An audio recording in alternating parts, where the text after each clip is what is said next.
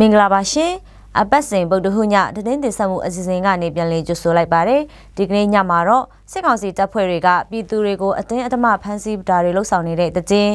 တရုတ်ပြည်ကိုအလုတ်သွားလုပ်မဲ့မြန်မာနိုင်ငံသားတွေအရန်များနေတဲ့တည်င်းနဲ့အင်ခေါင်းပါစစ်ဆောင်စခန်းမှာဆေးဝါးအကူအညီလိုအပ်နေတဲ့တည်င်းတွေကိုကျမရှင်းမွန်ကတင်ဆက်သွားပါမယ်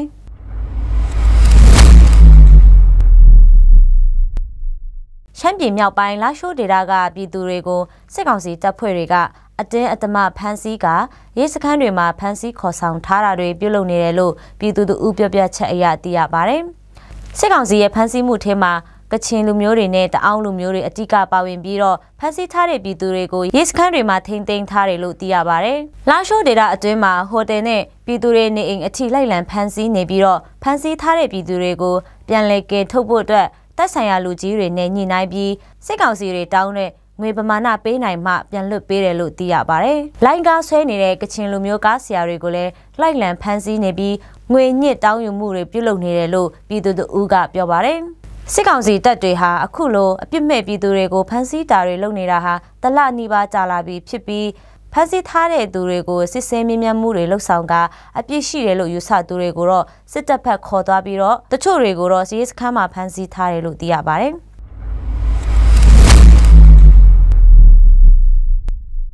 တရုတ်ပြည်ရွှေလီထဲကိုအလုတ်သားရောက်လုတ်ကင်မဲ့မြန်မာနိုင်ငံသားတွေအရန်များနေတဲ့အတွက်မူဆယ်မြို့မှာတခါသုံးတပတ်ခန့်passport လုပ်ယူတဲ့နေရာမှာအခက်အခဲဖြစ်နေတယ်လို့သိရပါတယ်။တခါသုံးနေဆက်ဖြတ် passport ကိုအရင်နှစ်တွေမှာဆိုရင်အလွယ်တကူပြုလုပ်ပေးပြီးဒီနှစ်မှာတော့ရှမ်းပြည်မြောက်ပိုင်းစစ်ရဲ့အခြေအနေတွေကြောင့်နေဆက်ဂိတ်တွေမှာစစ်ဆေးမှုတွေတင်းကျပ်နေပြီးတော့တချို့မြန်မာနိုင်ငံသားတွေရဲ့ကိုကြိုးအတွက်ပဲကြည့်ပြီးလှုပ်ရှားတာတွေများလာတဲ့အတွက်ဖြစ်တယ်လို့သိရပါတယ်။စင်ဖြူပေါက်နန်းတော်ပေါက်နဲ့အလဲပေါက်တွေမှာတရုတ်ပြည်ရွှေလီဘက်ကိုဝင်ဖို့တန်းစီနေတဲ့ပြည်သူတွေဟာထောင်နဲ့ချီများနေတဲ့အတွက်တချို့နှလုံးရောဂါအခက်ရှိတဲ့ပြည်သူတွေအသက်ရှူချက်ကအသက်သေဆုံးတာတွေရှိနေတယ်လို့တရုတ်ပြည်ဝင်ဖို့ပြင်နေတဲ့ပြည်သူတို့ထံကနေသိရပါတယ်။တပတ်ခန့်နေဆက်ဖြတ် passport ကတ်ကိုရနိုင်မဲ့ရက်ကိုတိတိကျကျသတ်မှတ်ပြောပြခြင်းမရှိတဲ့အတွက်ပြည်သူတွေဟာနေ့တိုင်းလိုတန်းစီနေကြပြီးတချို့ကတခါသုံးနေဆက်ဖြတ်ကျော်ကတ်ကိုအမြန်ရမယ်လို့ပြောပြီးငွေလိမ်လည်မှုတွေပါပြုလုပ်နေတယ်လို့သိရပါတယ်။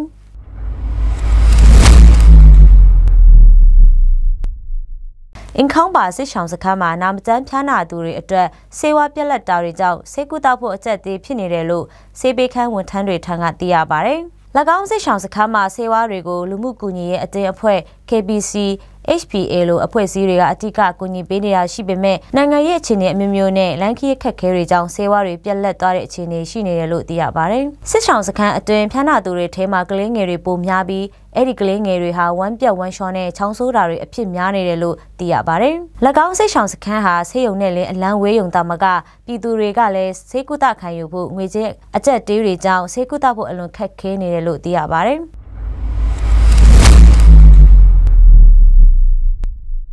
သတင်းတင်ဆက်ခြင်းပြေဆုံးသွားပါပြီအပတ်စဉ်ဗုဒ္ဓဟူးညသတင်းတင်ဆက်မှုအစီအစဉ်ကိုကြည့်ရှုနားဆင်ခဲ့ကြတဲ့ပရိသတ်အပေါင်းကိုစိတ်နှဖျားရှင်လန်းချမ်းမြေကြပါစေရှင်ကျေးဇူးတင်ပါတယ်ရှင်